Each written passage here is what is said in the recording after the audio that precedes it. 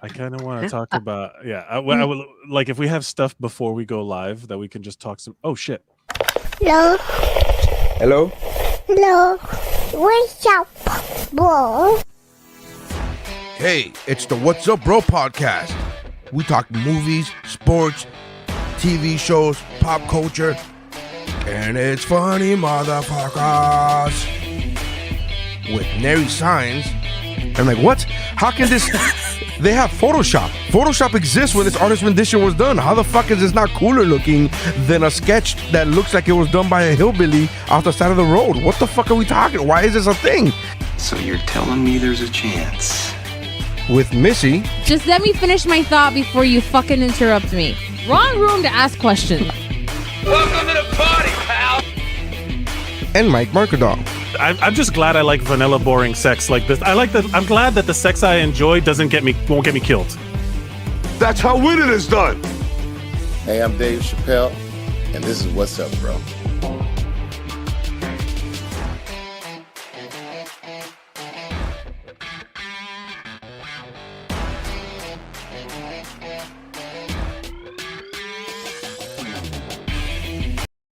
I love that. I love our intros, man. Our intro's great. Guys, I'm still not in the intro. The intro has Neri, has us three, me and Missy and Neri, and then Neri's not even here. We should have one for that we can plug and play. Hey everybody, welcome to What's Up, Bro. My name is Mike Mercadal. We are without Neri today, but as usual, we have Missy. Hi. Hi, Missy, and then we have Stephanie, hello. Stephanie Mason. Hey, everybody. We're here without Neri. Neri is off. What is Neri doing this time? He is in surgery conducting a heart transplant. He's doing a heart transplant, but it's from yes, and it's a baboon heart into another baboon. Correct? How did you know? I heard. I mean, he shares. I'm in the group chat. We are in a group chat. You're right. I'm in the group chat. He's live streaming the whole thing, but just to us. Just to us, yeah. He's modest that way. That's actually one of the weird benefits of having like medical friends is that they'll send you stuff sometimes where you're just like, you like open your phone and you're like, ah, and then you're like, oh wow, cool, and then you start looking. You know who else does that? That's the inside of a person. Christy was an adjuster, a property adjuster for the longest time. And I was vacationing with the Mercantinis this summer and she was working. And she showed me a picture of a claim that she had to cut a check for like $100,000 because the lady's dog bit the neighbor. And she's like, do you want to see pictures? And I was like, Whoa. and there's no insurance adjuster client privilege, is and there? Jeff he's like, I'm out of here, and he just leaves, and I'm like, show me everything. I love that shit. I used to watch like those when animals attack. No, those, remember back in the day when Discovery had like Discovery Health and they would run all these like ER. Oh my God. It was like those were great. I would rather watch that shit than like half of the stuff that's on there now. Like I could give a shit about when Honey Boo Boo was on the Learning Channel. Like why? Well, I miss it actually being the Learning Channel. Yeah. No, the heyday of those kind of shows for me was How It's Made. Where they show just factory footage and some guy with a very soothing voice tells you about how they make I used to love or whatever. Asleep to that. Oh yeah, it was perfect afternoon nap television, and then you just watch like a conveyor belt of nacho of tortilla chips, and you're just like, "Yep, that's it. This is what I've." And you're mesmerized. Yeah. You're just like, more. Give me more. And then there was a time where Discovery Channel, they would show, it was basically just World War II airplanes all the time. There was a show called Dogfights. Is that not still the way it is? History Channel, I think. Not all of them do that. No, now, yeah, History Channel. But then it turned, like at night, it turns into like, Bigfoot, aliens. Ghosts, aliens. It's like. Bro, I don't watch that at night. Dave falls asleep to Ancient Aliens. Like that's his ASMR, it's his meditation. That's his, like, he listens to that stuff. It's hilarious and fascinating and so soothing. And he's like, aliens. Oh my gosh. Well, everybody, hey, thank you for watching. If you're in the comments, start to say hi. We'd love to talk to you. We are wrapping up this. What does Neri say that this is your favorite podcast for three people Pop talking shit culture. about what is it? And then he says, We if really you gotta will, get that down. and then he says, if you will, at some point. There's something about pop culture, if you will, of course, or some shit like that. You know what? That might be Geekmore, which we all did on Monday. Which you Oh can God, go back my and wires check are out. crossed. We can check out all. You can check out all of the Geek Bro podcasts at geekbro.net, and you can watch Kickflix. There's Kickflix is the third episode dropped, the one of Bob Blind Fury, so you can finally see what I was so pissed off about. I was very Give us mad a little at log line, like an incentive of like why you were pissed. I was mad because they told me it was a martial arts film. It is. Sure. They clearly lied. It was though. I didn't. That's another thing. I was watching it because it had so many serious actors in it, like a serious movie. And then when on the show, they were like, "No, it was a parody. It was a joke." And I'm like, I don't think it was. I still it's one of those don't accidental think it was. parodies. Yes, It's an accidental parody. It's an accidental comedy, much like Batman and Robin. It's just Right. that's Yeah, not what they tried to make. No, See, that's but not I that's feel what like they people should made. always go into a movie knowing what the vibe is, because like I Yeah. just finished having debate with like my father-in-law and sister-in-law this weekend because they were saying that the first Suicide Squad was better, and I'm like, you are universally incorrect. I just need to explain to you why. Wow. We love them. Liking something is subjective, but saying something is better is. Yeah. So I was sitting there, I'm like, okay, why? And they're like, oh, the Starro thing, and then I'm like saying, like, okay, you have to also understand, like, it's camp. Like, Suicide Squad is supposed to be like kind of Cheeky. alternative and campy, and they're like, oh, it's just so cartoony. I'm like, with all the blood, and all What the heads. cartoons are they watching? Yeah, and I'm like, with all the blood, they're like, oh, the other one was more action packed. I'm like, I think you're getting distracted by the soundtrack. One of That's our it. heroes And all the needle was drops. literally walking through the streets going num num and eating people, and he was considered a hero. You know He's what I mean? straight up He's the most bit a guy adorable in thing. half. Num num num num. I Num, love num, him. num. I love He's him. great. He was great. He was great. There's an army of. Oh, I don't want to. Should we spoil it? Can we spoil it? I mean, it's been a while. I don't know It's how many been a weeks, minute. but it's been this many at least. It's been a minute. Yeah. So if you haven't seen The Suicide Squad, which I think Spoiler is alert. dumb, I think the name is dumb. Because it is a direct Sure. sequel. Like it is like takes place. The first thing happened. You know what I mean? Like that's the Yeah, it funny is a part to me. continuation. Like It is a doesn't go continu- away. It is also a continuation of the Birds of Prey movie. That happened. Yeah. Yes. I liked Correct. that movie. I did not dislike it I at actually all. liked it. I like that movie too. I just didn't. I was told by somebody that it was better than Wonder Woman, the first one? not the Okay. second one. It's the A first very one. different kind of movie. And I walked into it and I was like, I doubt it. But But no, this is like a very apples to oranges kind of thing. Just because it's a, Totally a apples to woman. Yeah, no, but it's also apples to oranges because of the style of the movie, like with the Yeah. Suicide Squad and Suicide Squad. The two different Suicide Squad movies are very different, you know. And I genuinely enjoyed, like, you know, it's James Gunn. Like you can kind of see I his love him. you can kind of see his signature on shit now, where it's like family and family related things, and then you know, Some gore. subversive action direction, and you know, like gore, like genuine, like gross, like I think we talked about it when You can feel his comedic beats as well. yeah, but like Starro grossed me out, you know, like with the opening Whoa. and that trypophobia of the circles, like of the naturally formed hole. Well, Yeah. it genuinely free when she plunges into its eye, and it's like it's so gross. It was so gooey. It was so gross, but it's also like, yep, that's a James Gunn movie for sure. Yeah, You know, like, that's James him. Gunn is gross. Like, By the way, he's very him. The Suicide Squad has been out since July 30th. So Oh, we're fine. it's not Wow. outrageous that we talk about it now. Wow. Yeah. Man. So I just explained to them the whole thing. They're like, oh, but I don't get that Starro thing. I'm like, one, he's actually in the comics and he's a big deal in the comics. So like we can't, like, not that you can't, but like also accept that this is actually a thing.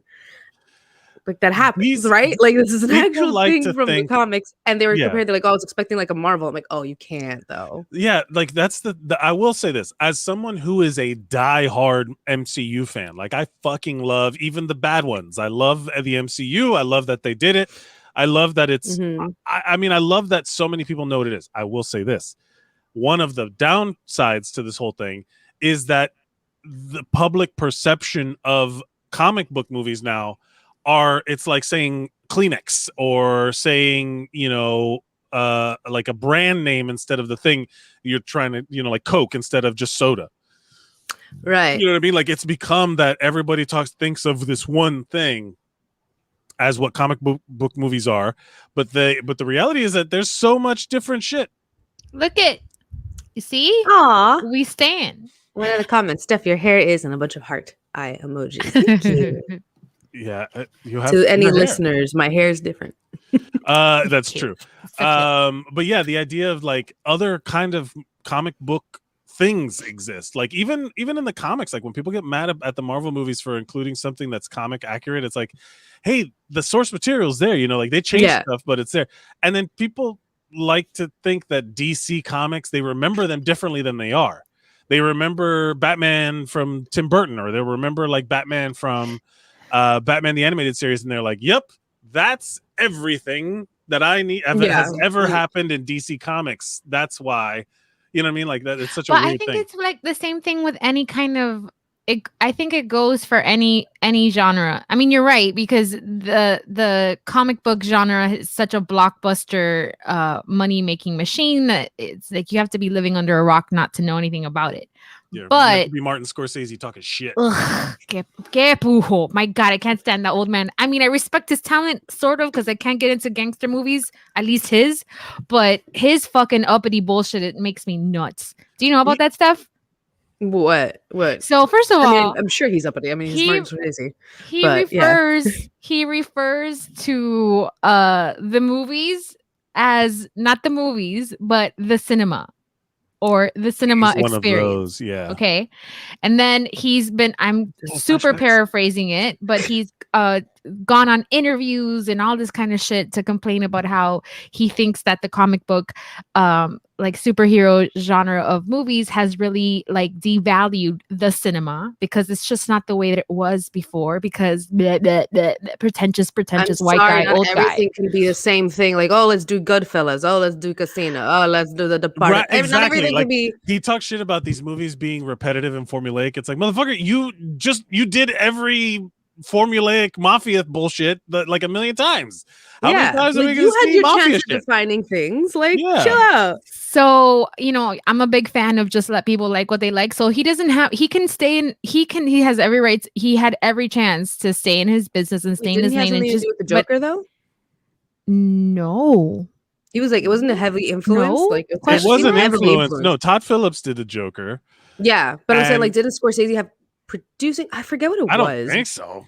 But it feels very Scorsese, the way the movie is. I mean, Todd Phillips is just straight up copied, Yes, okay. He just. I'm saying because it literally is as if Scorsese did a movie. Yeah, and De Niro's in it, and like it's straight up lifted from like, let's just say heavily influenced to stay on the legal side of things. Scorsese has largely remained silent on Joker, a film he was courted to produce, but ultimately decided to back away from. Okay. Speaking to New York Times, Scorsese was asked if he had seen the Joker. He replied that he was in no rush to check it out. I saw clips of it. Fuck you. Neri says no, he was supposed to produce it, but then didn't. Okay, so that's what I remembered. I remembered Scorsese having to do something when it came to production, but I guess I didn't hear the update of him pulling out. But you can feel it. Like, you could feel it in the influence. Hearing the update of him pulling out. Title of your sex tape: Brooklyn Nine-Nine is coming to an end. Are we fans of that show? I love that show. Love. Actually, Mike, I think you got Neri into it, and because you got Neri into the show, he was badgering me to watch it. Yeah. That's how I fucking fell on the train. I started that whole multi-level marketing scheme of Brooklyn Nine-Nine. Have you guys seen that LuLaRoe documentary? Probably not. I have not It yet. is so good. Explain here. I had the decency to have a segue. What's with a LuLaRoe decency, whatever. I gotta jump on this, man. I'm not taking my ADD meds anymore. Oh shit. Why not? Okay, that'll be a separate conversation. That's off the air. It's an off the air conversation. Yeah. But so I'm currently on my meds and drinking coffee. LuLaRoe, it as a lot of ML multi-level marketing schemes / pyramid schemes, has vehemently always denied that they are a pyramid / multi-level marketing scheme. Okay. However, they were very successful for for a couple of years, I want to say. Then they started getting accused of stealing designs, like Googling, like from Google, stealing designs.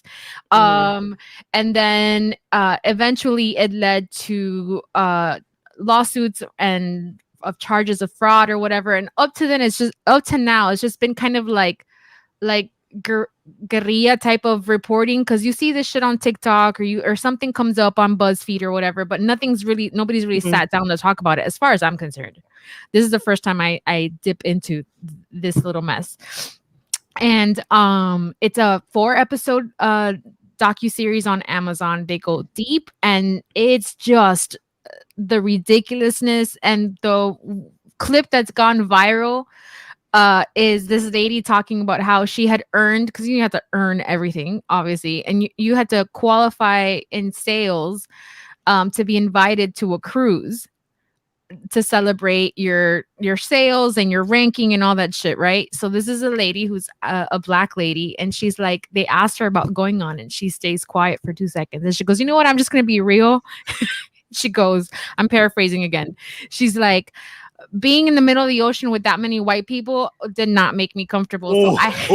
So I had to pass. She said, you know what my favorite part of that documentary would have been? If they show like clips from the cruise, and then you see Neri doing stand-up on the Lululemon. He would too. I bet you he would. If he's in the comments, he'll come through in 2 seconds and tell you that he would. Yeah, he'd be like, a private gig, thousands of dollars. Yes. Well, no, at this point, LuLaRoe owes him money, so like, he would fucking do it. Be like, yeah, bitch, finally pay me. Yep. So anyway, it's fantastic. It's exploded. LuLaRoe is obviously there. The thing that happens with there's a lot of YouTube videos about this stuff, that every MLM they have a same kind of procedure and how to do things. So when you see somebody posting like, oh, breakfast, I'm so lucky to stay home with my family, like that's a team, that's a team call that they had. That was like, okay, this week you're gonna post XYZ, and if you don't, you can get in trouble, and people start talking shit. And it is mostly a woman like based business idea, so you know that shit's gonna get catty and nasty fast. All right, that's it. What? I'm not wrong. Come on, Steph. Tell me. No, you disagree. That's a big jump. Like, it doesn't always have to go down that way with women around. Like, you're right, but in an MLM, kind of structure where someone's the top dog and like trickles down, then that's for fuck sure. I'll just let. Where like whenever it's yes, okay. I mean, just kidding. It's the that environment where they create like that kind of the Mean Girls thing, right? Like where you do to. But women are way more like. Women are way more into that shit than men, at least in my experience. Not in mine. I know will plenty catty petty men. Oh no, yeah, they're like, oh, it's just called locker room talk. No, yeah, it's just viewed as more acceptable, or it's or ribbing each other or whatever. Yeah. Like if you don't do it, you're a pussy, or another word I don't want to say on air. Yeah, but the idea. There's another word worse than that? I mean, yeah. You know, Schmag. Oh yeah. If we're talking about worse words, I would say that one's a worse word. No, it is. That's the one I meant. But guys, you just changed some of the letters. Yeah. Okay. Well, because you didn't say it, so cool. It just caught me so off guard because you said it like so. I've learned because I was just like treading very carefully, and I was like, maybe timestamp just in case we need to cut this out. Yeah, no, this isn't getting. TikTok has taught me a lot about code words because the algorithm will ban you if you say certain words. So like when there are sex workers who talk about their line of work. All kinds of like instead of porn, they say corn. If they're trying to promote their OnlyFans, they don't say OnlyFans, they just promote themselves as accountants, but with that wink, wink, nudge, nudge. There's one sex worker that she's organizing an orgy this weekend, and she's calling it an origami, which is hilarious. There's tons of I guess that makes sense. And with the This Texas, has been our weekly wrap up of everyone's favorite weekly segment, TikTok Talk. wait, and then now with the Texas bill, if you say the word abortion on TikTok, it'll get you banned, or your video will get down. So that's where people started adding a smortion, like in the spirit of Judd Apatow movies to cover Which it one up. was it? Oh, that was from Knocked Up, right? Knocked Up. Yeah. Get us smortion. If you actually want to find someone who actually does do going back to the MLM things, because I know you said you didn't get to have a chance of seeing a lot of stuff about it. There's this YouTuber that I follow who she's specifically like, that's her, like, she loves that shit. Her niche. She like does it on multiple different companies. She does about like MLMs or just like drama behind like corporations. She's called Illuminati, but like naughty. So like naughty is spelled Naughtii. Founder.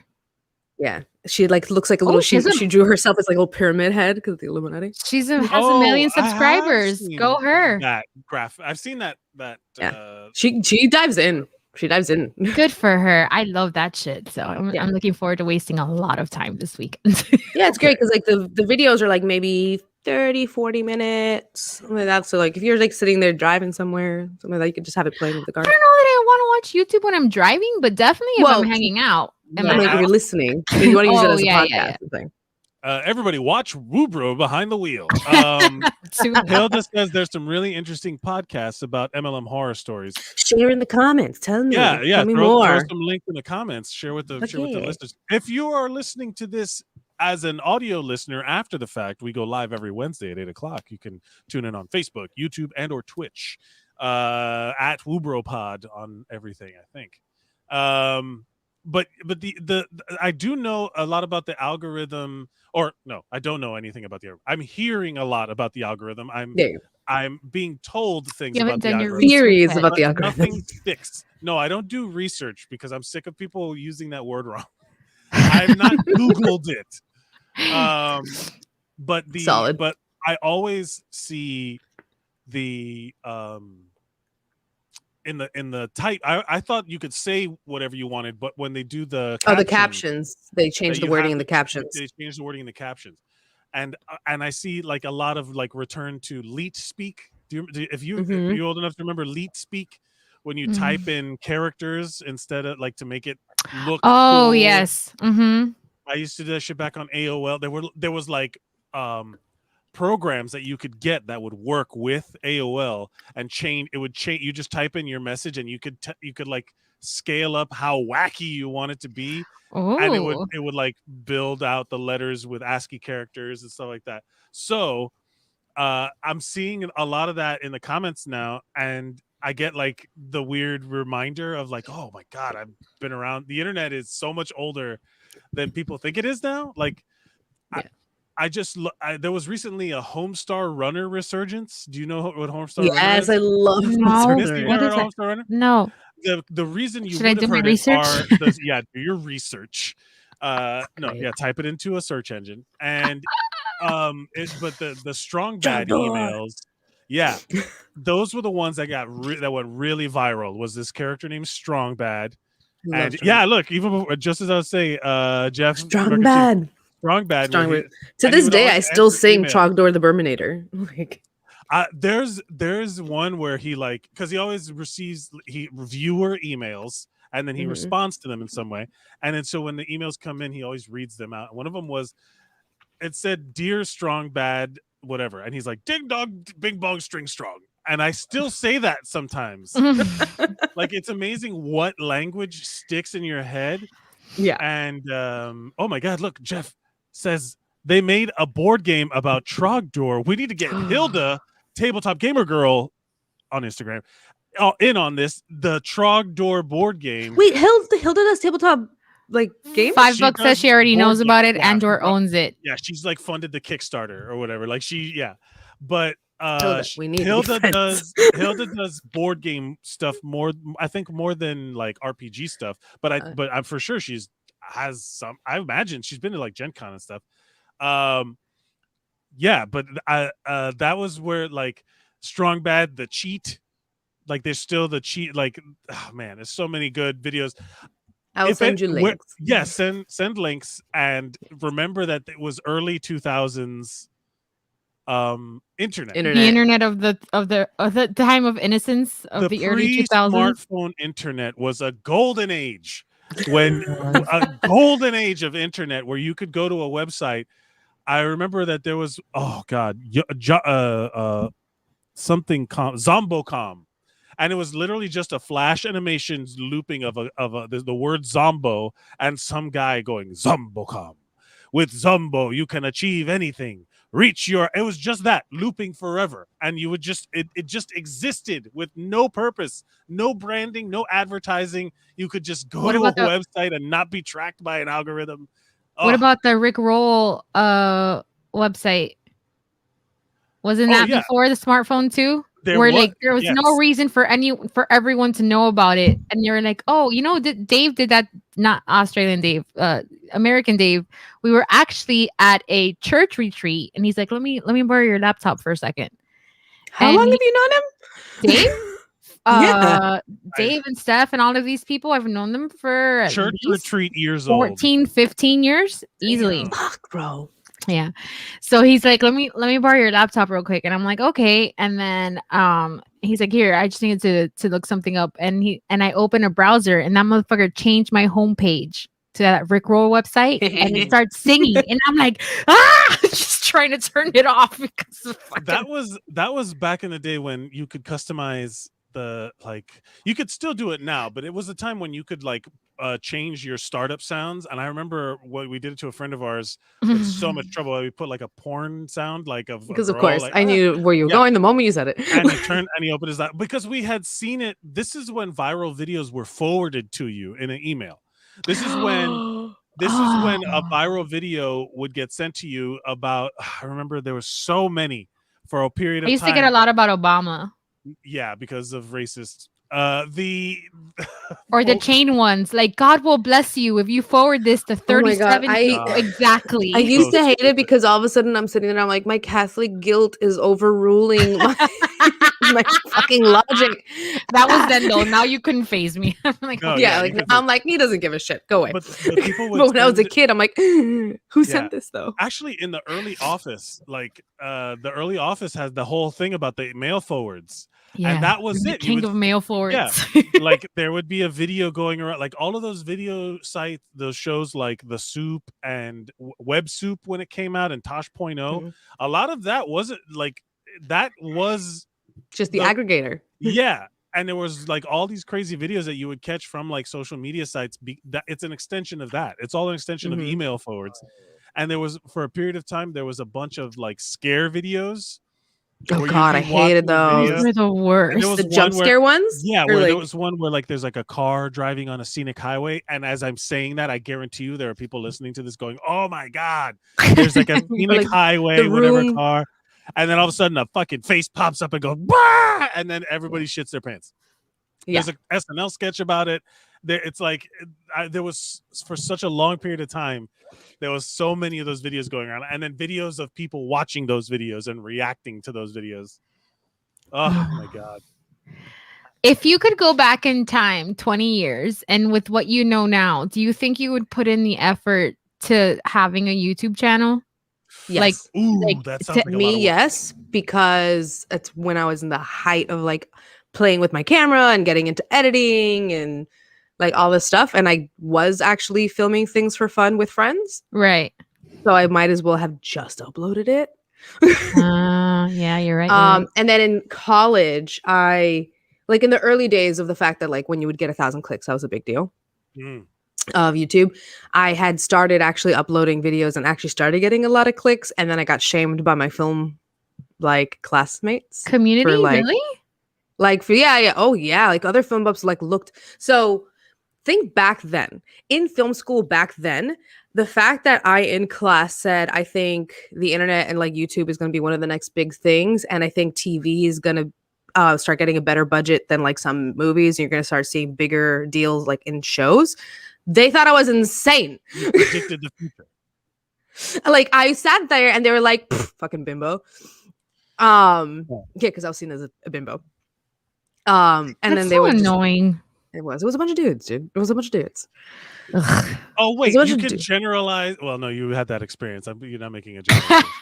Yeah. No, like I was that gonna actually draw happened. the line. I caught myself. No. I was gonna draw the line, Missy saying all women are catty when they get in big groups, and then you're like, okay, you're gonna maybe say that I'm. about, she did experience it firsthand. You had okay, never mind. Well, Because it was the guys club mentality and they were encouraged, and unfortunately the teaching staff didn't exactly discourage it in the it's the sense same of like concept as the Mean Girl stuff. It's just that women are in charge of everything, like of that whole ecosystem. Well, I mean, I have worked in a very female-dominated profession for a very long time, and I've seen, like it's a shame to have certain stereotypes lived out in front of you, and then to see people like, oh, this is what people are up against who don't want to be a stereotype. I think It's it like, depends on who's at the top though, because like our staff is predominantly female. It just kind of happened.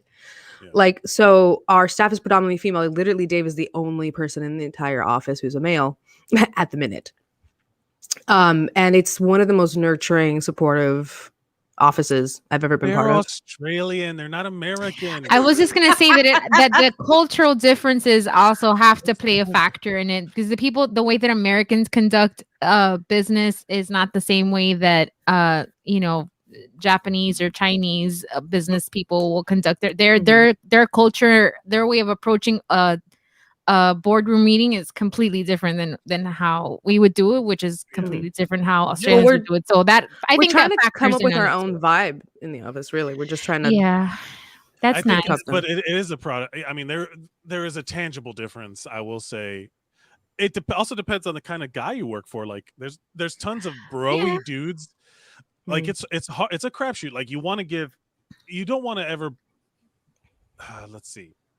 Have prejudice towards someone because of a behavior or something. Like everybody's first impression is literally how you will see them until they prove you otherwise, but then it's an uphill battle, you know what I mean? So like when any boss, like I remember I had a boss who was basically like the privileged white guy whose dad handed him a bunch of money and he invested in whatever, and then this was his company, so he didn't really give a shit. But he was just like, whatever, it's fun, whatever. But then he hired people to be under him who were like extra, like dicks. You know what I mean? Like it was like their friends. They were all like buddies, and then the people right under that barrier were assholes to keep people from climbing up and asking questions and being like, I want more money. It's like it was strategic, but not necessarily conscious. You know, that kind of thing. Like you wall yourself off in a clique. I don't think it's intentional. I think the younger generation is definitely making a concentrated effort to shift that whole existence. Late stage capitalism craziness. Well, you also I'm have just to put more effort in for them now. Like you're not.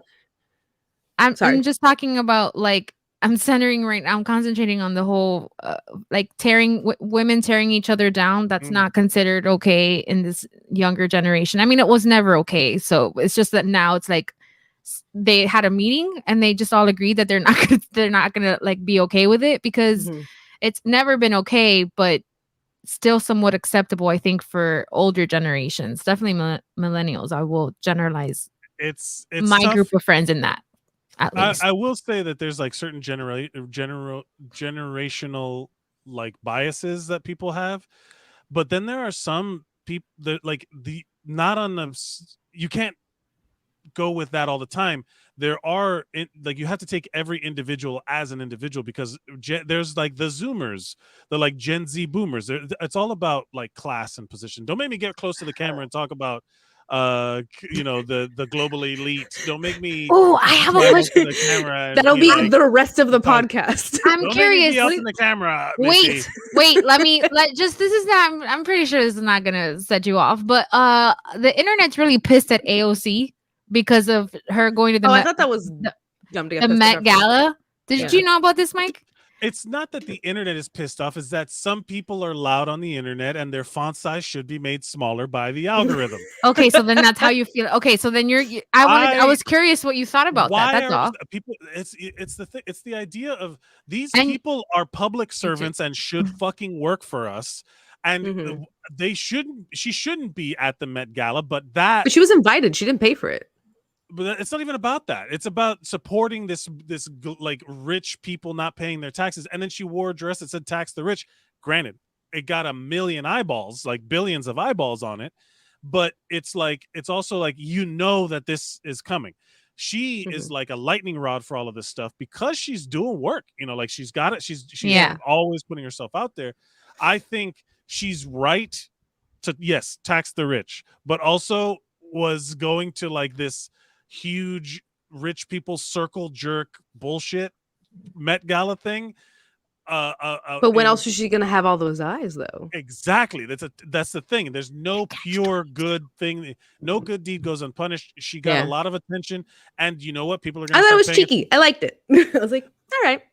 I think that we got to stop thinking about these people as anything other than policy submitters, and they represent us. Why are we not constant? Like, people talk shit about the California recall, right? Like they were gonna try to, like, the Republican Party cost like the California government $420 million or something like that just to have this fake recall that was unsuccessful.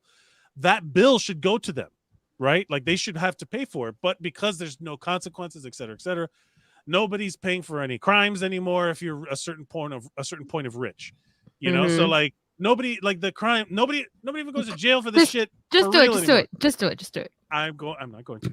I'm going to keep my cool. No, he's not close enough to the camera. Just get it out of your system, bud. my camera set up, so now I kind of can't. I'm gonna pretend like I'm keeping my cool. But what it is it's also like, so did you see everybody else there? Those are the people that are there for real, and like it's like, why is no one going to Kim Kardashian and be like, let me see your tax returns? How much taxes have you not paid? Have they gone to Anna Wintour, who's like the wasn't she like the head of Vanity Fair? She was the editor-in-chief of Vogue for decades or some shit like that. So and this is her baby, for lack of a better word. I think what the Met Gala does is in pre-pandemic, and I hate talking that way because I don't think that there's no such even the theme this year. It was supposed to be American fashion, and nobody understood the assignment because everybody showed up in whatever the fuck they wanted to. But some of the main players didn't show up this year either. No, like because the main players of what? Because Billy Porter didn't show up. I don't think Michael. Because listen, yes, you have your reasons for hating this event, and they're not crazy. Like but yes, there's ways to argue for it. It is an extravagant and luxurious, and in the times that we're living in, it seems a bit ridiculous that this is even a headline or that this is even a thing that we're talking about. Because I saw a comment on a Twitter. I saw a tweet. My God, I can talk. I saw a comment on the Twitter, and it was like watching the Met Gala this year was a lot like watching the Capitol and you're in the Hunger Games, and that's not a joke. That's like it's real. always felt like that though. Yeah, like 100%. But it is. We've been doing that kind of stuff forever. Like, but it's just more, one of the things where I'm like, I think it's more eroded now. First, I don't know. Maybe it's just me and my way that I'm looking at it. But I feel like it was the norm for stuff it was the norm for this to kind of was acceptable and whatever. But now I don't know. It just felt a little off. Yeah, this is the outfit. If you're an audio listener, I'm sorry, but we're pulling up images of this is the people getting dressed. There's the AOC wearing "Tax the Rich" really big on the back of her thing. Dan Levy making a statement about gay pride and the world being, accepting. It's a reference to an art piece. To an art piece? Is that what it is? Yeah. I don't know. A lot of people this year, the things that they were wearing were references to something else. I had to Google what the theme was, because it's like, what do these have in common? That's Iman. Yes, it was the least cohesive year for sure. Look, this is a Kim Kardashian wearing like a fully wrapped, no skin exposed, and her I head think this is was wrapped. about anonymity or something. I forget. Isn't I don't know.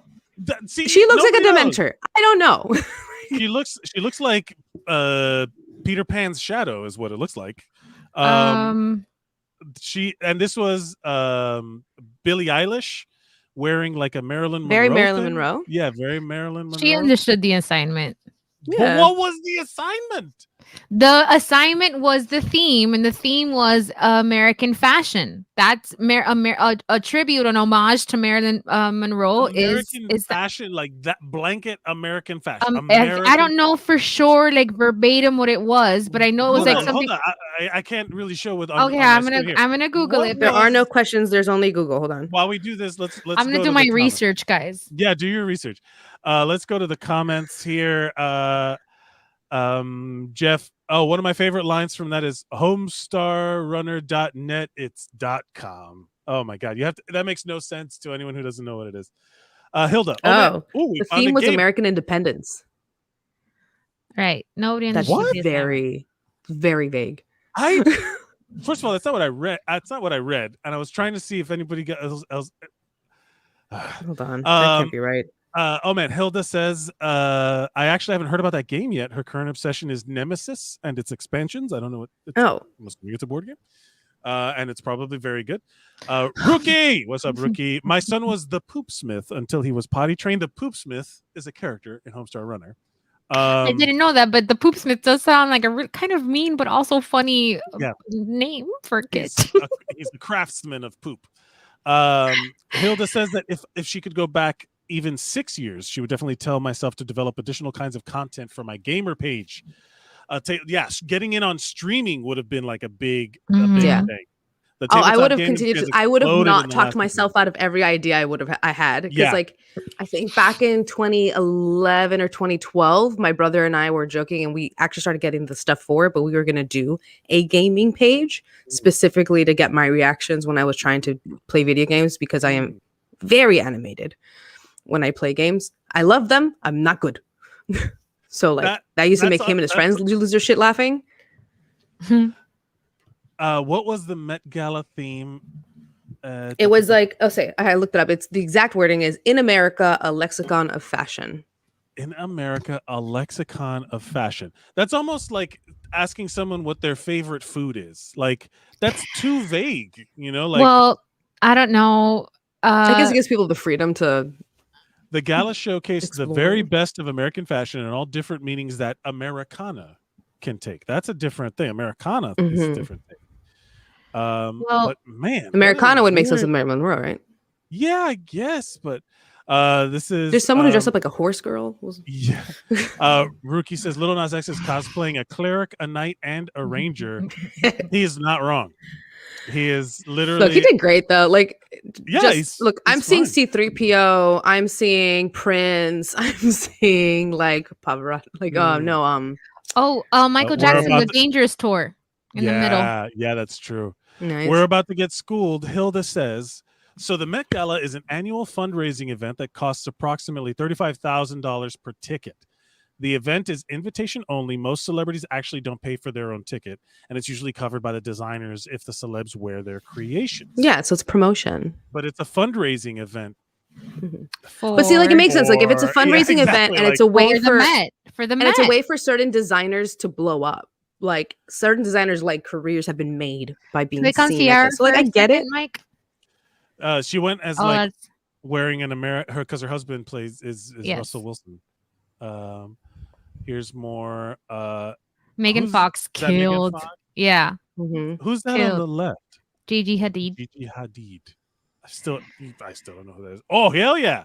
Swords? Why doesn't everybody have a sword? But that's Grimes. I don't care who it is. I'm just saying, whatever.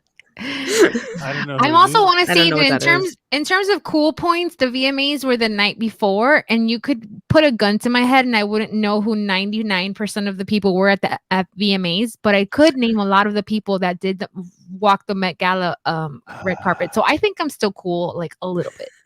You know, it's funny. What? Like, I saw something online that people, like, some people were reacting to the fact that, like, one of the presenters who they're like asking people, like, you know, like, what are you wearing? Where are you coming from? Da da da.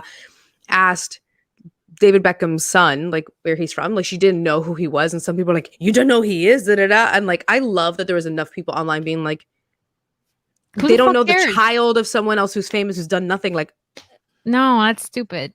That's like, stupid. like, what is he gonna do on the red carpet? Be like, do you not know who my daddy is? Like, come on. I do like this It's even- moment that has nothing to do with the Met Gala whatsoever, but there was like pictures being taken of Justin Bieber and Hailey Bieber arguing on the red carpet, Oh, like in what?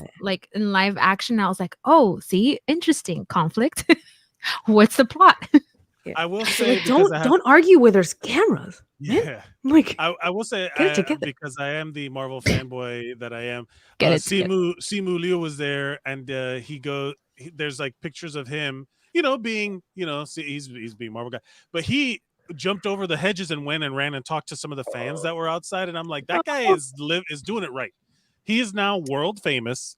He is a badass. He's doing flips, and he threw out like the first pitch at a baseball game and did a flip afterwards. Like, he's just like living it up right now. He seems, and he's like owning people on Twitter, like in like the best way. he's also clever. crushing it. Like, yeah. He's super smart, real funny, and then he's crushing the entrance into the MCU. I hope he becomes like a big part of the Phase 4 next wave of stuff, and it's I haven't seen the movie yet. tangentially into the Met Gala. Oh, it's worth watching. It is Yeah, great. I haven't seen it yet, but I've heard so many good things about him at this point. Like, some people were like, Yeah. like, people are really pushing for him to be the next face, I guess. He's a great I leading haven't- man, and he's got the acting chops. I totally bought his performance, and he's doing flips Jackie Chan style off of buses. He's great.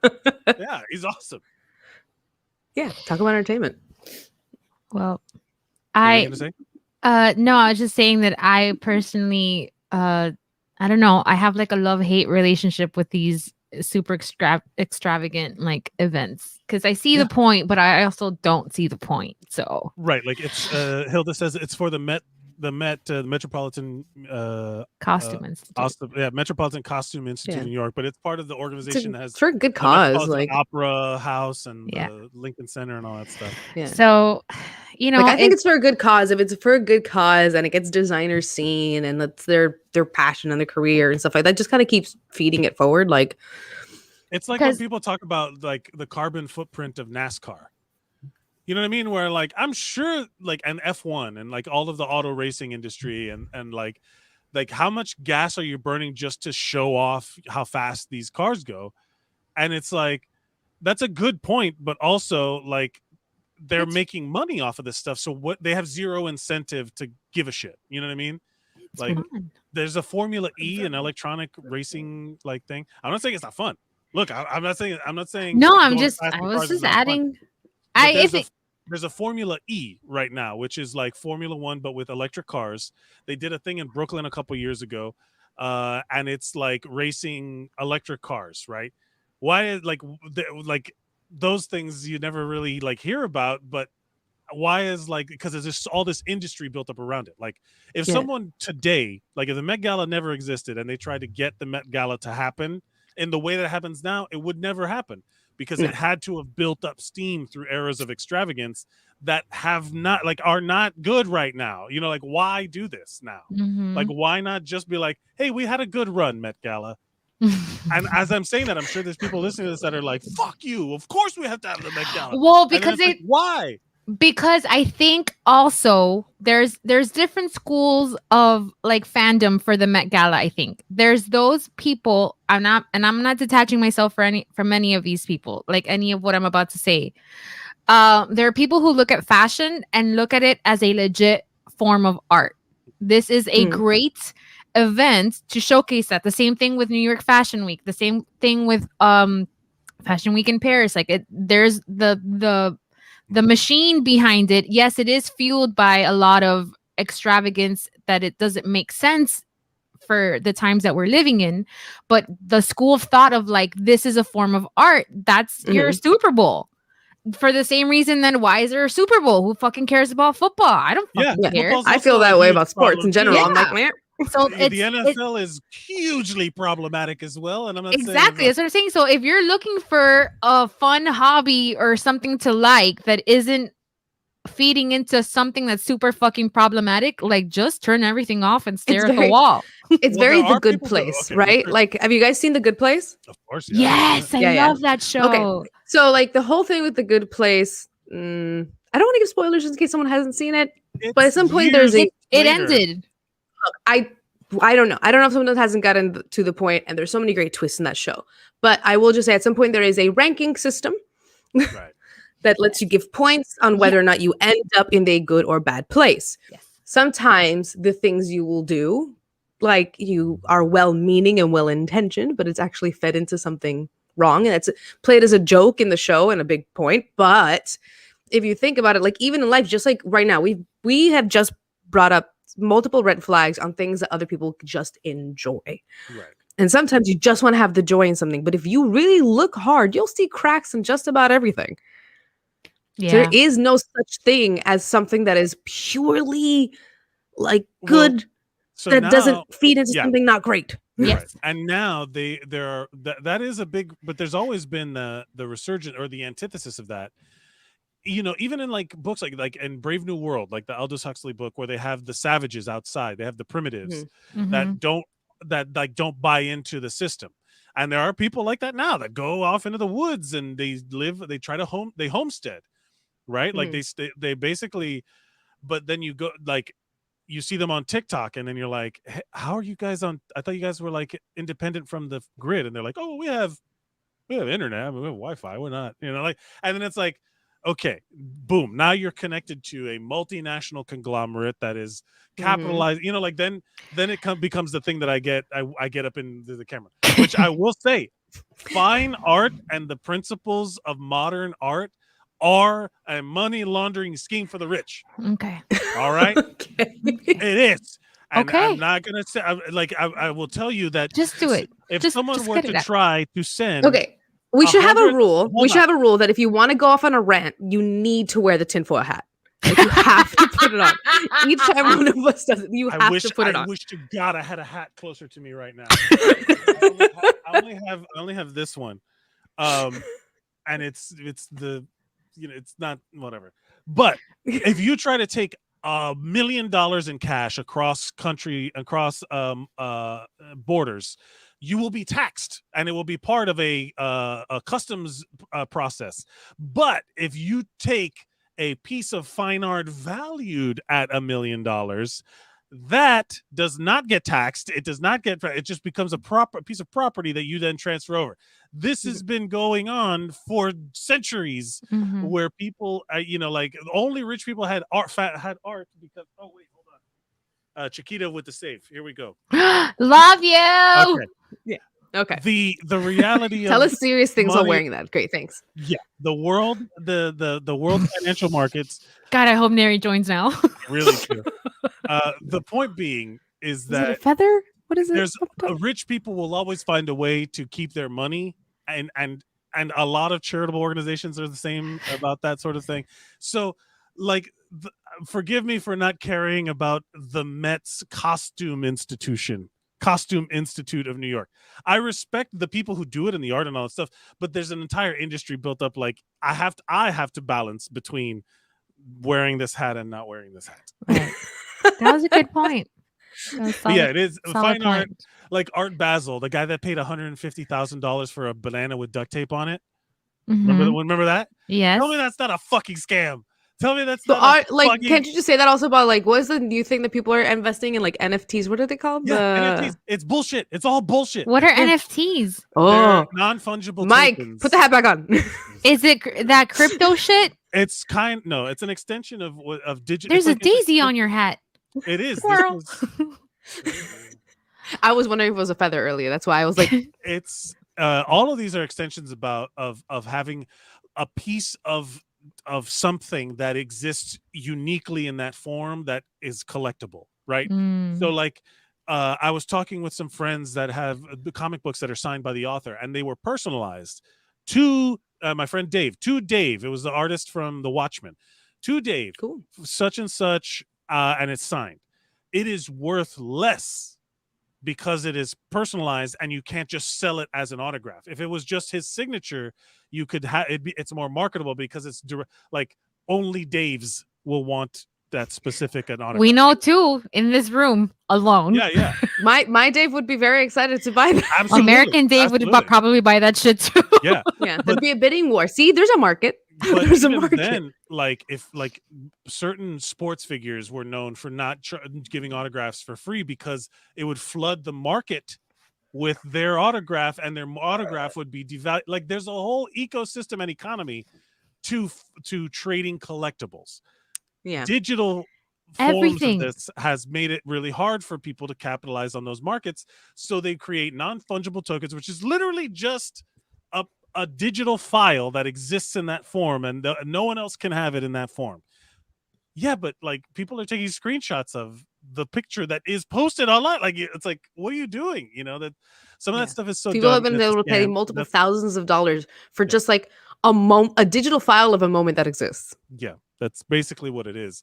And It is That's stupid. so the market for that has already disappeared. Like that came and went. Like there's only a handful of No, people yeah. The who moment I do even it. heard about If that, I I'm like, this have- is gonna die. If I have fast. expendable dough on a ridiculous level, I'm probably buying a ticket to the Met Gala before I do that shit. The NFT or You have whatever. to be invited. You can't buy a ticket. You have to be invited. Well, if I Well, have if that you much had money, I bet you I could get myself invited.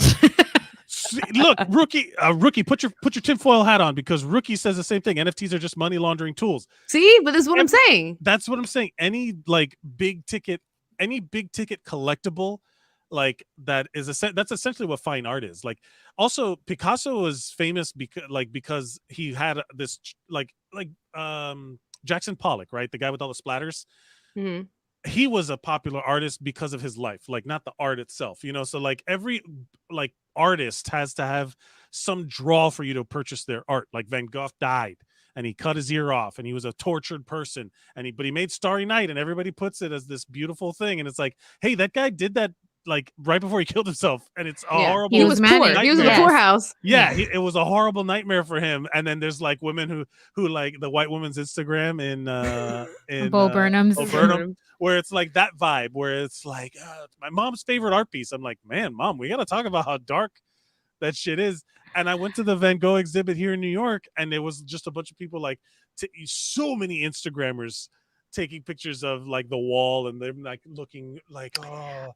And now you see why I have problems posting candids of myself because No, of no, no. that. I'm totally going to the Van Gogh Alive event when it Yeah. finally comes here. I'm I'm not- totally gonna go. I'm not It sounds dismissing cool. the idea of doing it. I'm just saying that it is like this But man's life was dark, you know. But that's what I'm saying is that there's the reality versus, I don't know. It's just hard to explain. But yes, It goes back to that whole appreciating something beautiful, but then seeing the cracks behind it. Sometimes to enjoy the beauty, you have to be like, that crack that's right there. I We're gonna think- look over here. We're gonna look over here and now look at the crack. Like, I think the answer here is just don't put anything or anyone on a pedestal. Just don't do it. That is a Don't great fucking do it, because Yeah. I think that for especially our generation in this room, like our age group, I would say, is that was like a thing that you did. Like that age group.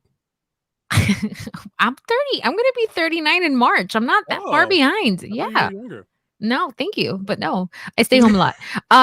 So that that whole thing of like, it was like a thing that you should aspire to.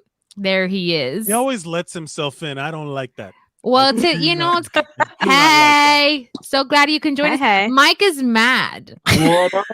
What else is new? Oh, that's a shocker. He's mad about the Met Gala, and fine art is a smuggling thing, and NFTs are stupid. I would like to It's say all NFTs money are stupid. laundering. I just Everything don't could be know what money they laundering. mean. I don't know what NFTs are.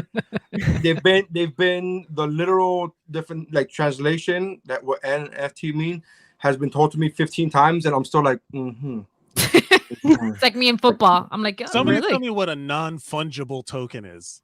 Yeah, I'm like, I don't know what, and I've had people try to explain it to me, and then It literally means a thing that doesn't exist. Yeah, everybody who tries to explain it to me, they go, it's weird, bro. That's how they get. It's weird. Like I feel like everybody who's trying to explain to me what an NFT is me trying to explain the internet to my mom. Oh Right. God. Yeah, perfect. Look, it just fucking works. I don't know how it works. It just works. Like that's everybody. Calling Comcast. It's magic. It's magic. I'm telling you, that's why I'm telling you, like the closest I've been able to describe it to people, I'm like, it's just you're purchasing a moment in time. Well, that's the thing is that you're not necessarily. When was that purchasing- they auction commodified? it off. Like they auction it off to like to the highest bidder. So now there's like a rush to that they create this false demand, whatever. It's like on eBay, if you have a rare collectible and let's say you have two of them, you never post both listings. You post one and it's like, oh shit, I have one of these things, and then there's a rush for it. And then you're like, by the way, then you post it again, and you're like, holy shit, I only have one of these things. And you create a false demand. And that's it's like the diamonds. Yeah, it's like diamonds. It's like diamonds. It's exactly like diamonds. Diamonds are also a big scam. I'm getting up. Oh, I'm Put on getting the hat. I'm getting into the camera. Did you just watch Adam Ruins Everything? And now you're like, No, we were that talking about happened the to me Met when I Gala. first started watching Adam Ruins Everything. I was like that guy. I was like, did you know? Like I was being that guy. I was like, The Oscars are a scam. I think Mike and that guy would vibe. I've met him. Gala. He's a nice enough guy. I've met him. Yeah. I saw him do stand up here. Adam? Yeah. Yeah, He yeah. seems like he'd be funny. Yeah. Is his business card like ruins everything, comma Adam? Or It's just before I think that hit really big because I was joking. No, but he definitely I gotta has a answer the character fucking now. question. I was told joking, him. no, but I'm already I'm into this already. I'm already I will say that Adam Ruins Everything did like teach me things, but also like it helps me explain things. Like the healthcare episode is legit a great explanation of how. Do you have a fucked problem up- with the healthcare in this country? I'm getting up. I'm getting into the don't make me get close to the lens. I've told you like 4 times to just do it and get it out of your system. Oh, Neri, when we started the recording, we always play a game of Where's Neri, and today you were performing open heart surgery on baboons. On baboons. Baboons. So how did that So- go? Into telling me- baboons. You just told people the truth. That's a weird game that you just randomly just told people the truth. Yeah. Y'all didn't know that Neri is a veterinary genius. Mhm. He's like a superhero in the veterinary world. And also He's a- superhero because he fights crime as well. That's another Yes. one of the weeks that you were He's on. like don't- Doctor I don't- Strange, but for baboons only. I'm not comfortable with that word, veterinarian. It sounds too close like vegetarian, but I am a genius. That's That's the word I'm not comfortable Excuse with. me, I'm not a Yeah. vegetarian. How dare you? Of all the words. How We dare love you. vegetarians. Don't I don't. cancel us, even though there's I nothing to don't. cancel right now. I don't give a fuck. I don't No, like vegetarian is fine. I get mad No? at vegan. I get mad at vegan a little bit because it's like I get mad at the people who can tell the difference. Those are the people who get mad. Vegetarian is fine. It's vegan. And like, oh my god, they're all the same, bro. Yeah. I mean, Look at that. That's hilarious. I get mad at people that tell the difference. I don't have anything interesting to talk about today. So why did you get mad at the Met, Mike? oh, it's just like Gonna the go pee. because Alexandria Ocasio-Cortez was invited and she went to and she's this progressive leftist political figure, and she wore this extravagant dress on the back it said tax the rich. Meanwhile, everybody who's there is fucking rich. You know what I mean? Like, Yeah, there's that's what I not thought. one That was poor great. She- person there. And she dressed in like a little middle finger. She was But- like, Yeah, that's pretty fucking. That's pretty awesome. But she also went to. She was like, there are people. Well, there are people. I didn't have that big an issue with it because, of course, it brought millions of eyes Right. to see this message. But also, people were shitting on her for going to and being a part of this event and supporting it in some way, showing support for this kind of like elitism and like. I think sometimes genuinely, like, people a rich forget that people's- party. As public servants, as you said before, like as someone who's trying to like make policies or submit policies, she also needs to get eyes and ears, and she needs to actually shake the hands, talk to the people, try to get people behind certain movements. Like, but if you're that rich, are you really gonna want to? Are you really gonna buy into eating taxing your money if you're that ridiculous? Well, it depends if you're someone whose career is hinged on public opinion, possibly. Like, you'll probably back her on some stuff. Like, but forget about handshaking, because she's not going there to fucking shake it. She's going there to get attention from the world, from the rest of the world. Like, that's what I think is important. Like, look, bro, like, this is an example that I'm going to use. Some people on this podcast don't like Joe Rogan. I would fucking love to be on Joe Rogan's podcast, because it would bring more attention to me, my comedy, and my podcast, which, by the way, is this one. So I would absolutely love to. Do I agree with everything that Joe Rogan says? No. Do I think that some of the shit that he says is stupid? Absolutely. Right. I would love to be invited to Joe Rogan's podcast, and I would do it in a fucking heartbeat to get more attention on the shit that I want people to fucking hear. Like, that's it. So if AOC's at the Met and she's saying tax the rich, it's a great middle finger to the rich. While she's saying it to rich people, that's hilarious. That's fucking gold. I agree. Like, I agree that her going there does a good thing.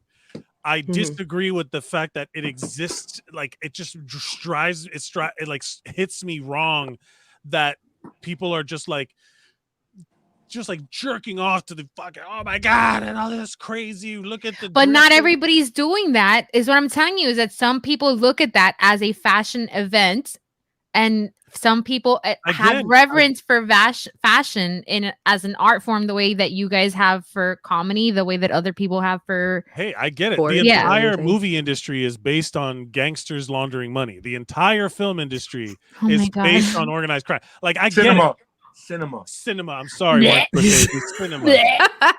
But it's full circle. Circle. I'm telling you that. But that's the whole thing, is that like the practices of it, everything that's built on.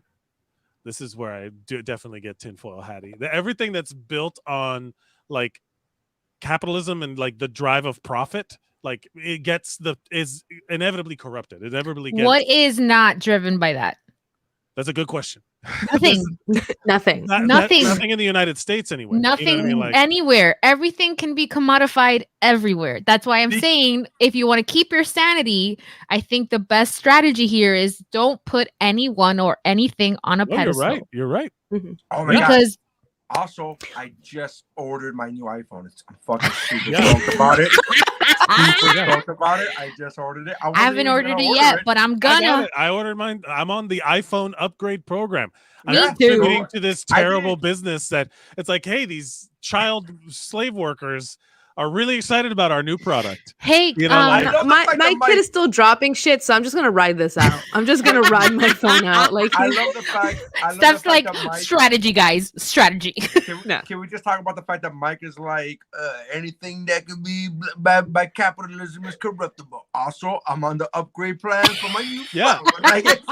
But Mike is also one of those people he recognizes being like, I'm really into this stuff. Also, I am human, therefore a hypocrite. I mean, like, you live in the world. You have to deal with the problems of the world. We all feed into shit. Like, we're all part of the problem. Defund the police, but if I have to report a crime, I have to call the cops? You know, like all of those things are a problem, and they're all true.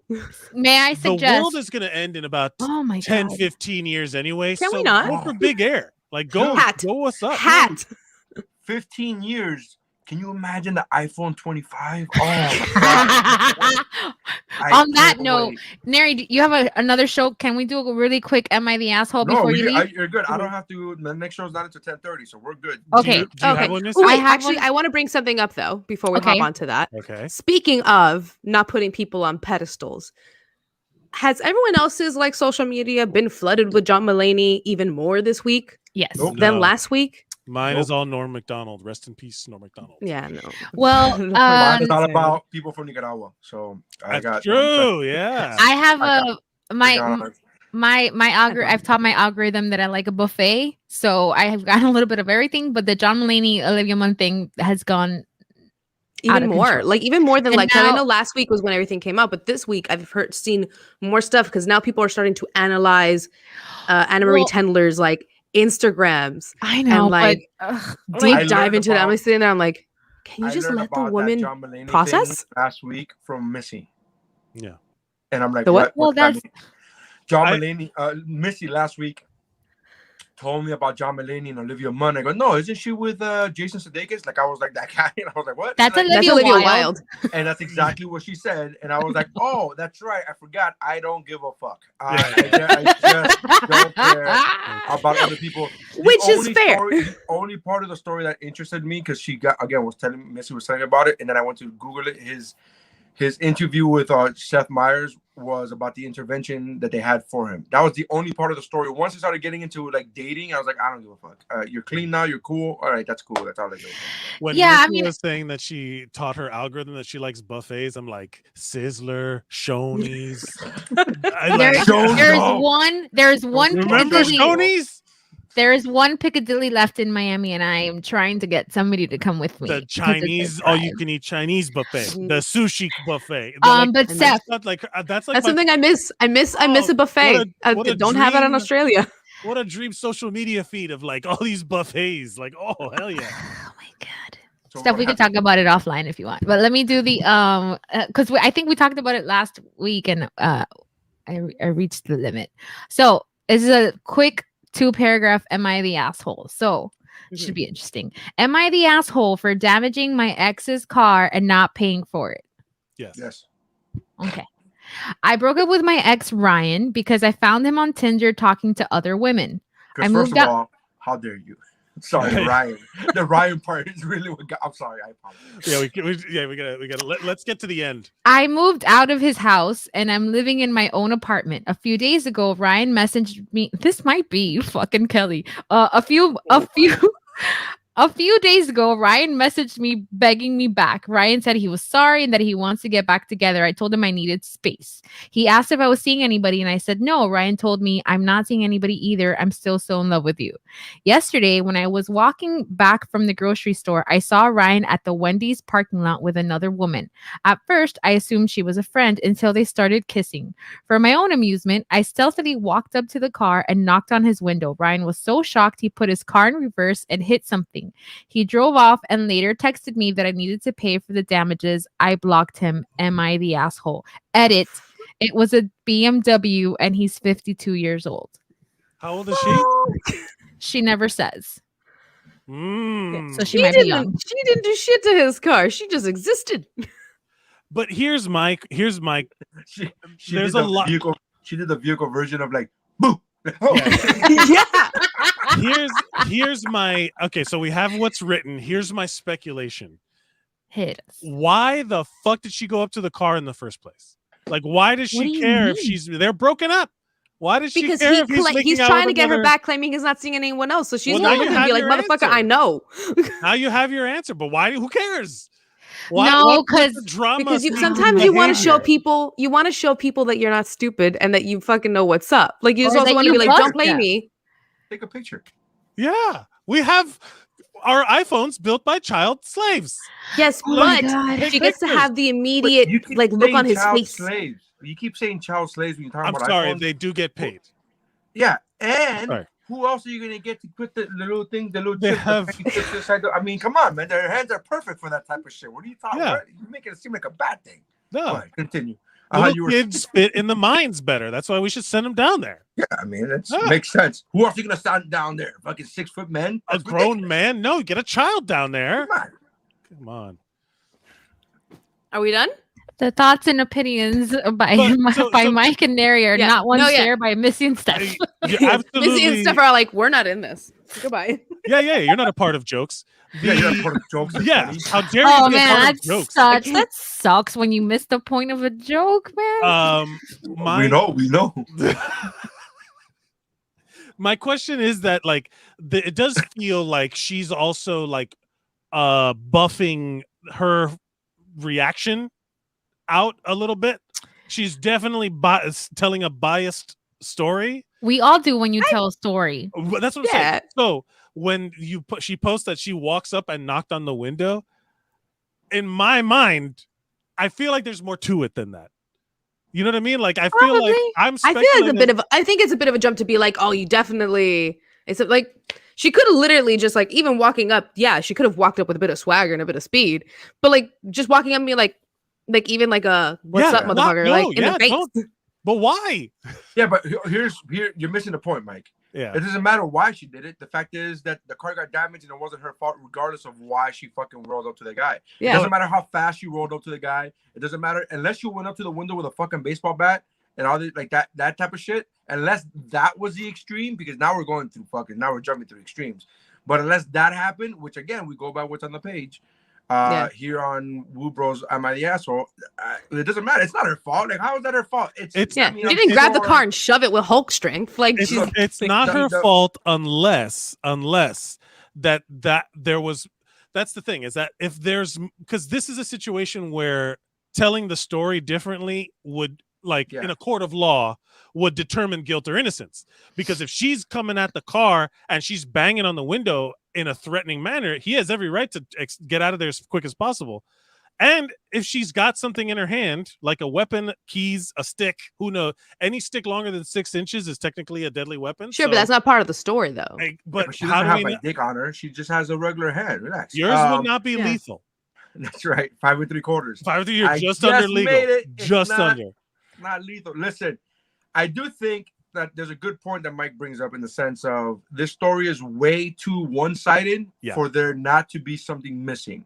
Why would you go on Am I the Asshole if there's not even there's no even a possibility for it's I think many people do it just to get justified. Plenty of people.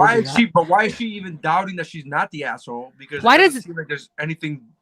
I mean, now you're pulling at the thread of the entire Am I the Asshole machine. This is my favorite comment in the whole thing. What? He's 52 years old. Why was that important? Why was that important? Yeah, I don't know. On her own. Because I want to see the actual Reddit thread of it, because I found it on the Twitter. It's on. I found it on the Twitter too. It was on the list to choose from. But now I noticed you said she put it as an edit, so like someone probably was asking like, does he need help with the car? Is it a fucked up car? Like. And also, BMW drivers are all assholes. And I hate to break it to any BMW drivers. That's a stereotype. You know that you're an asshole. You need to look into the prejudice of that, Mike. Mm-hmm. No, BMW needs to look into their marketing as to why do only assholes want to buy your car. I don't think they care. I don't think they care either. I think if the check clears, nobody gives a fuck. I think that the capitalistic pigs behind BMW just care about money. Yep, Bavaria Motor was stuff for the Nazis. They're a terrible company. A few minutes ago, so like the beginning, we were talking about the LuLaRoe documentary that came out on Amazon, and we were talking about how one lady refused to go on the cruise ship because she didn't feel comfortable being surrounded by that many white people when she's a black woman. To which Mike said, it would have been funny if we cut and we see Neri on stage like doing comedy. And I'm like, absolutely, he would fucking did they pay him? Yeah. Absolutely. Yeah. Without a doubt. I'm packing my bags now. Yeah. Without a doubt. And here's the thing. I have a decent moral compass.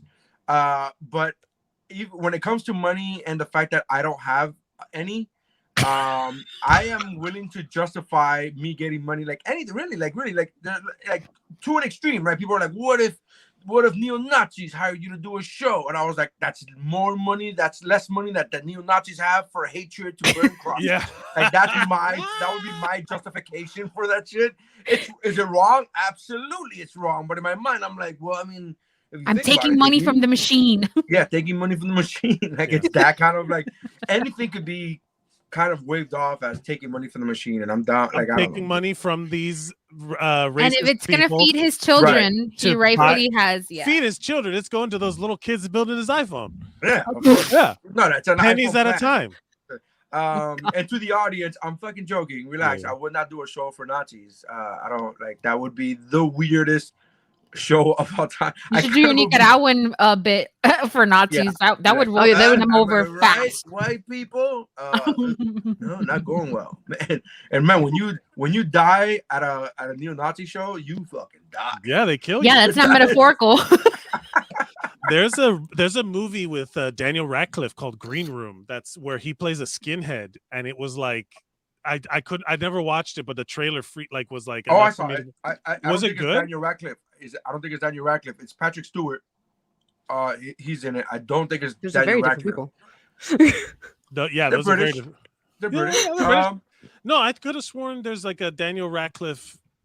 No, he's not in it, but I've seen it. But it's very much what the trailer leads you to believe. They do a show at a what they find out during the show is a neo-Nazi punk rock. They're like a punk rock group, right? Like living like gig to gig, penny to penny, and they got booked for this gig that somebody else, a friend of a friend, booked them, and they find out while they're there, they find out that these people are.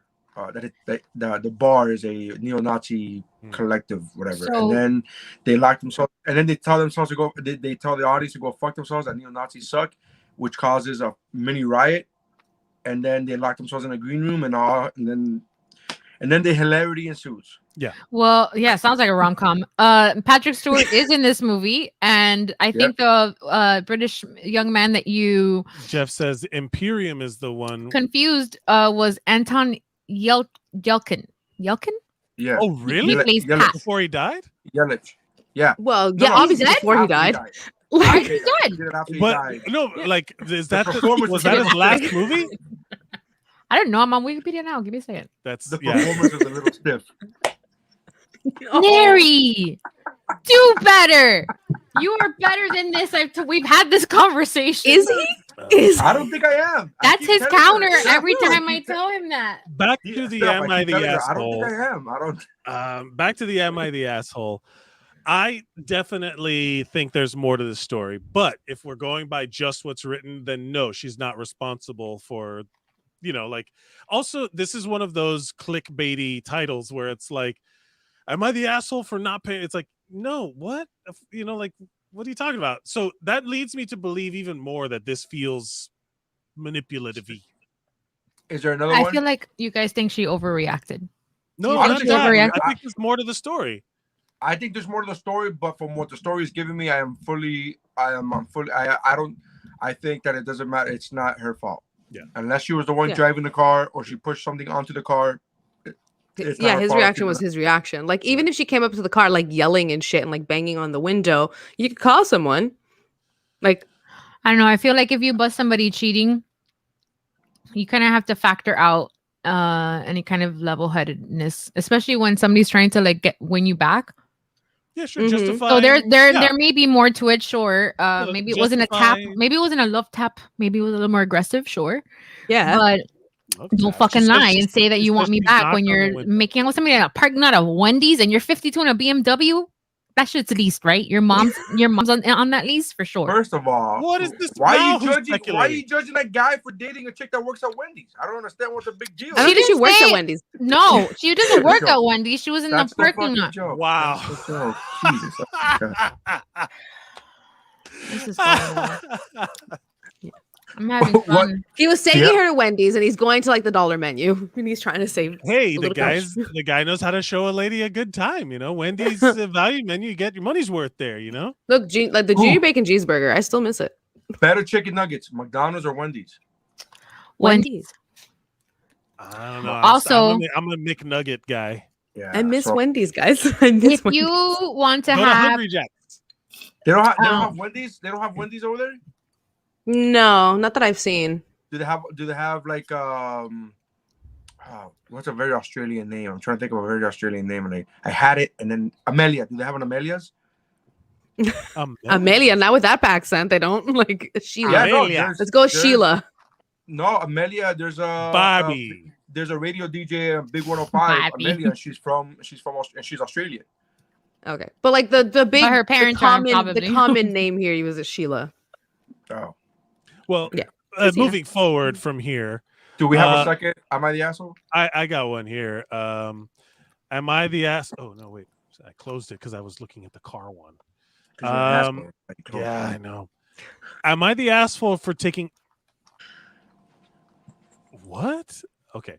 Am I the asshole for taking an item out of a cart that my son was pushing at Target while he was working there? Two parents, two non-parents. Dun dun. I don't know. Yesterday, I went to Target to buy some clothes for myself. There was one item that I was looking for, but could not find. Since my 18-year-old son works there, I figured that I would be okay to look in one of the back rooms that was open. Incidentally, I ran into him while I was there, and he was pushing a cart that happened to have the item that I was looking for. So I went ahead and grabbed it. But when he saw me, he yelled at me, and he demanded that I put it back and get out of the back room. I refused because he wasn't there to shop, and these items are for people who shop there. He then started to throw a giant tantrum, saying that it was for some order. I asked him who it was for, and he couldn't tell me.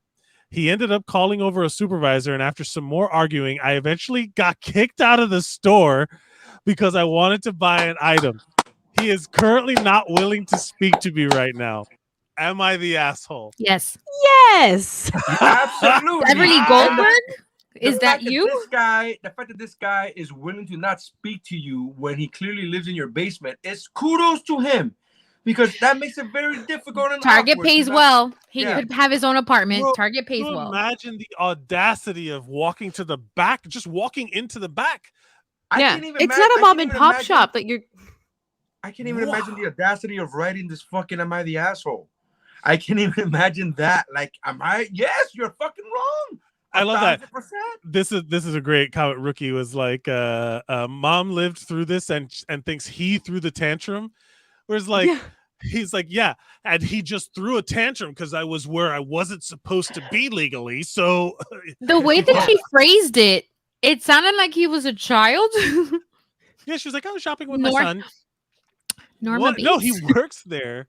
Also, this is for another order. For who? What do you mean for who? What are you fucking who talking are you to about? Question it? What if I fucking told you their name? Mary Smith. Do you fucking know Mary Smith? What does it matter? Who the fuck is for? It's maybe she thought it was for the girlfriend, and then she was gonna go in on that. Speculating. What? What does a girlfriend have to do with anything? Well, what is the fucking baseball bat that doesn't exist have to do with the other one? I get where Missy's going with this. This is the baseball bat. This is her baseball bat. My point. Speculation. But I like this lady is out of fucking hand, dude. Come on. Yeah. Have you ever? Okay, so This has to be fake. Retail. I've worked Best Buy. I worked at Best Buy. That counts. Has anyone else worked in one of those like big retail stores? No. I worked at Things Remembered. I worked at like Nordstrom, and that's about it. That's a huge retailer. That is actually like a but the fashion one. I didn't know if he meant big box kind of thing. At a big retail company. I've only worked at the huge one. Yeah. No. It's the place where like because you know how there's places where they're like, oh, I'll go check in the back, and there's no back, and they just go disappear for a couple minutes, and they come back and like, sorry, we don't got it. You know, like that kind of thing. They're like the place. I'll go check in the back. Literally right there. The like when there's a back, like that's where you know there's like storage and stuff and returns and things, and you have to scan and all that stuff. Like inventory tracking is I used to work inventory for a couple places, but like that is a pain in the ass, and to have like to have a person walking back there for no reason, like. Is obvious. Like the only people who go back there are people who are about to steal shit, and this guy's mom apparently. You know what I mean? Like, I love. Yeah, but that's when when parents overstep, it's the most awkward thing. I love that he fucking like kicked her, like stood his ground. Like, hey, what do you? I think the disrespect here is on so many levels. What Steph just brought up is an excellent point, which is where I was going. I was just snacking. Is that the audacity that you think that you can just overstep your boundaries? Like, you don't give a shit that this is his job. You don't care that he's 18 and he's a fucking grown ass man. Like, respect him at his job. You just storm into his the back of Target. It's not even his room or anything, like Target. Yeah. And you wouldn't pull that shit anywhere else. But just because it's your son's job, you feel like that gives you permission. And her reasoning was like, oh, he works there, so I can go in the back. Like, correct. Yeah, which is my 18-year-old son works there. I figured that I would be okay to look in one of the back rooms that was open. Get out of here, Beverly. Like not even giving it permission, just like, oh, I can. Sure. I'm his mom. Wow. Listen, if I don't lock my room, somebody walks in. No knocking, no, hey, are you busy? Are you working? Or nothing. If I don't lock that fucking door, and I can't let one slip, because somebody will walk in.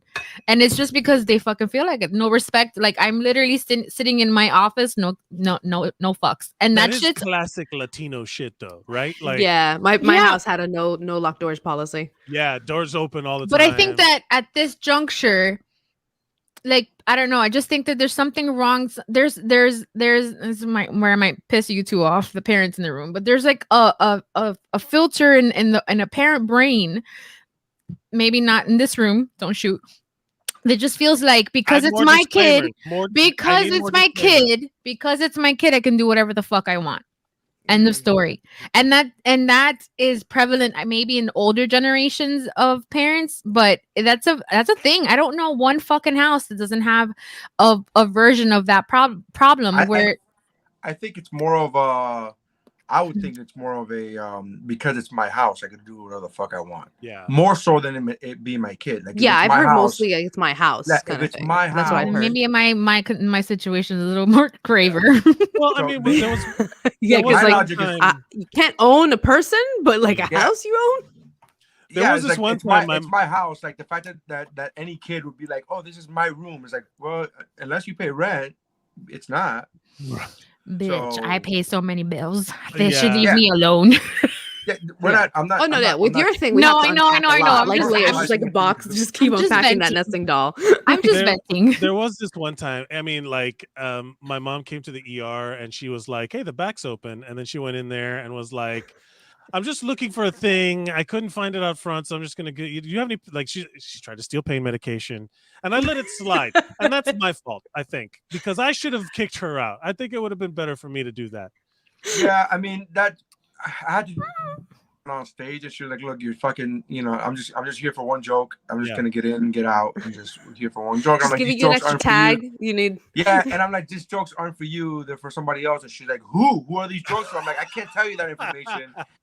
So everybody in the audience thought it was so weird. Yeah, awkward. I thought it was very avant-garde, and I was like, oh wow, is this part of the show? Missy, did you just wow his use of avant-garde? Yeah, I didn't expect the word avant-garde. Yeah, I'm not. Did you use a 6th grade word?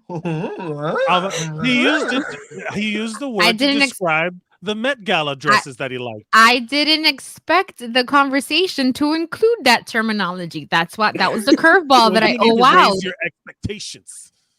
Get fucking close to just get close to the camera. No, please. I'm not a conspiracy theory about this one. You need to just kidding.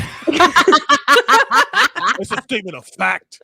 That's what it is. I have to get my. There's a daisy on his crazy hat. This was shout out to Chris Kwan. We went to a New Year's party that was themed for Alice in Wonderland, and we went as Tweedledee and Tweedledum, and we just had these hats. And I've had it for like so long, and I can't bring myself to throw it away because it comes in handy when I need to wear a dumb hat. Which, it's a lot. More often than you'd think. You should just have it handy when we record from now on. Just it's here by the desk now, yeah. Yeah. Just the crazy daisy hat. Just that. That's what the show is now. A prop comic. All right. Look, we don't have the sounding board right now. We have to work with what we need. What we got. Oh no, get the hook. Oh, no. Oh my gosh. But somehow his performance was stiff. That was I laughed. I mean, you got to draw the line somewhere, Neri. I mean, come on. Oh, he doesn't believe in lines.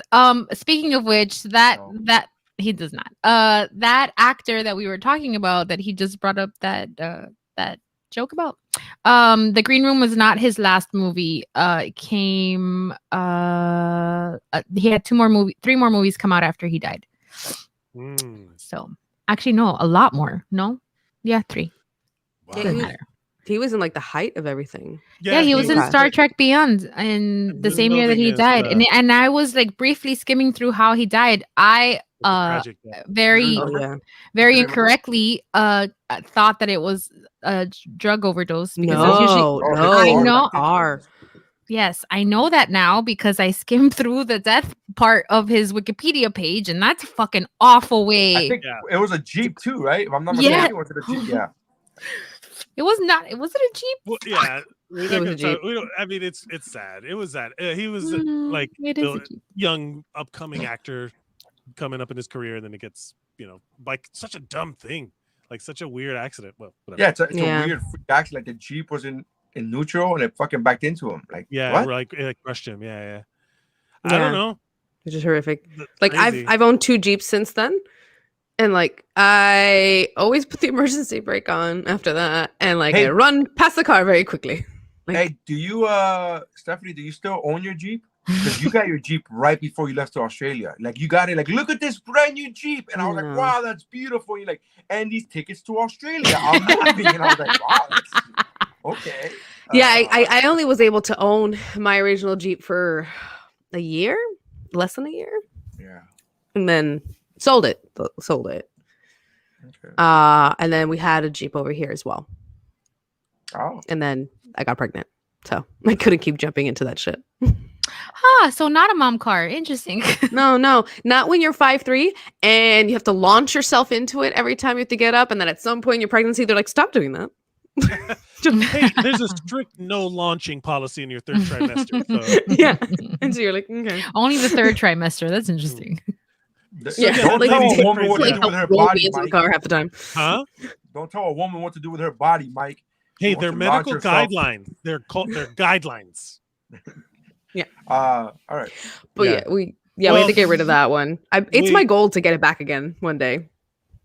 A Jeep. I would love a Jeep. That's like a. Me too. What is it with Jeeps? Everybody I know like is infatuated with these cars, and I've never in my life been like, I was like, all right, yeah. I want like an old shitty Jeep though. I want like. Oh no, I want mine to work. Shitty Jeep. I want the engine to be the only thing that runs perfectly, and then I don't want to have to fix it. I don't want to have to fix it, but I want it to be like Mike wants the character. Mike wants the worn-in jean version of a Jeep. Yes. Like when you buy jeans that are worn in, and you're like, oh, look at this! It has scuffle marks at the knees, and that's cool. Like each ding tells a story. No, I'm just gonna buy a new Jeep and just ram it into this guy's car, that lady's Target. I'm just gonna be like, I gotta put some miles on this thing. Wait, so I shouldn't. That's not recommended. No, the next BMW owner in a Wendy's. Well. Everybody, I think we did it. I think we landed another successful show. Neri, we love having you. Is the Wi-Fi seems to work on the? It does, nobody's working. But it's very much. I've learned it's very much depending on the day and where the ship is at that point in time and all that like jazz. But the Wi-Fi is really like I'm working on the cruise line that I'm working on now. I work for 2 different cruise lines as an independent contractor, and the cruise line that I'm on now has like an amazing Wi-Fi in comparison to the other cruise line. Name names, motherfucker. I don't give names. Wi-Fi. He likes getting paid. Hold on. The fact that I'm able to watch, I'm on Netflix and stuff like that. But again, this is a different. Like it hurts my feeling. You know what hurts me the most is the fact that I have not, as far as I can tell, I have not frozen or cut off throughout the 40 minutes almost that I've been on here. But at home, when I'm connected to the fucking Ethernet cable, it does it all the time. So that boggles my fucking mind. You should call Comcast about that. Yeah. Compare them. It's like you have cruise ship quality internet beating your ass in fucking landline shit. No, the fact that we did the podcast, we did an episode. Mike and I just did an episode of Kick Flicks. On the rooftop with a fucking iPad. With an iPad, we did an episode. High tech. And there was no interruptions. There was no cutoffs. There was no lag. And I was like, There was wind that almost knocked my iPad off Yes. the roof, which was Yes. very dramatic. It was Yeah. very That's exciting. a very New York story, though. Doesn't But- that shit but happen it's- all the time? But it's one of those things where you go, wait, is my home internet not as good as New York City rooftop Wi-Fi? Yeah. Are you Or fucking cruise in the really? ocean. Yeah. Like, that's mind-boggling to me. Yeah. We That's laugh what I so we Upsetting don't when you pay cry. for it. There was a documentary of that I saw years ago, and it was Kobe Bryant in China on the Great Wall of China. And then there's a guy on the phone, and he's like, I can't get AT&T in my living room, but this motherfucker's got service on the Great Wall of China. And it's like, yeah, it does. Yeah, he did. Boggles Oh, my man. mind, man. Boggles my mind. I was always fearful of it. Like, if it wasn't for scheduling, because I have shows, because I'm going to continue to do the same run, the same ship. So every Wednesday at 8, I have shows at 8:30. Like every Wednesday night, my show starts at 8:30. And so if it wasn't for scheduling, I would, I wouldn't even miss a beat. You wouldn't even know. I would have brought a poster. I would have brought like a Ninja 3 The Domination poster, put it back there and be like, yeah, we're doing a fucking podcast. You would have brought like a stack of Funkos. It would have been fine. Yeah, it would have been fun. Nobody would have been able to tell the difference, I guess. Yeah. Well, thank you everybody for watching. If you're watching this, please like, share, and subscribe, and review the podcast on Apple Podcasts. You can go over there right now. If you're listening to the audio version, it's right in front of you. Just a little sync, and just like a little Oh, tap. Just like a 5. Just a 5. Did we just give a a 5. shout out? Did we give a shout out to Rookie and Yolanda and Izu for being subscribers to our Wubro Patreon? Patreon? I always forget the word You Patreon. always forget Patreon. I know, it's so weird. I'm like, it starts with a P, but I can't fucking remember. Patreon.com/WubroPod, WUBROPOD. Shout out to Izu and Rookie and Yolanda. We appreciate your donations. Thank you so much. If you guys want to donate, if you guys want to subscribe, go to patreon.com. I'm getting a bunch of I'm looking into getting some swag, and I'm gonna start giving out swag for our Patreon. But I need to do more shows to get more money to create the swag. But with that said, thank you for that. Capitalism eating its own tail. Yeah. I'm sorry. What? Yolanda. I love you. Yolanda just popped into the comments. We love Speaking you. of, Yeah, he's the only one that's not represented right now, but in the chat. But you want to be on Patreon, go to patreon.com/WubroPod. And there's also a Cash App if you just want to throw money at the program. It all goes to support Neri's home Wi-Fi struggles. Go check out the special episode. Comcast, do you have New York City rooftop strength? Yeah.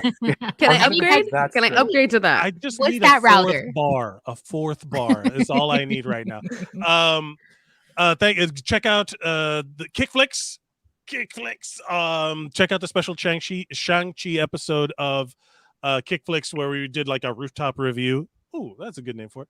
And the new episode dropped yesterday. We did the new episode, the video version. If you listen to the audio, by the time you listen to this audio, it will already be up, the audio for that Kickflix episode 3, which is Blind Fury. I gotta tell you something, man. I watched it yesterday and I was dying laughing. That shit was so good. Us talking or the movie? Yes. And be sure to check out Mount Geekmore. We just had a live stream on Monday that you can watch on Facebook and on YouTube, and the audio version will be coming out soon. And then you can go check out Shiver at ShiverPod on all the social media. You could check out Crimacopia. Crimacopia, the new true crime podcast. Is part of the Geek Bro Network with Jeff Merconcini and Quills, and they're going to be doing it's like, what was there's the intro episode that's up, and they're going to be doing more episodes, so you can go check that out now. And you can check out Better Let Me Tell You, Childlike at Best, what are the other ones? A Dose of Ellie. Dose of Ellie, and Seasons TV. We are the Phil Collins of podcasts. Just go check us out at geekbro.net. There's gonna be something for you. Feed. There's gonna be something. We need to create a unified feed. It's called geekbro.net. The one ring.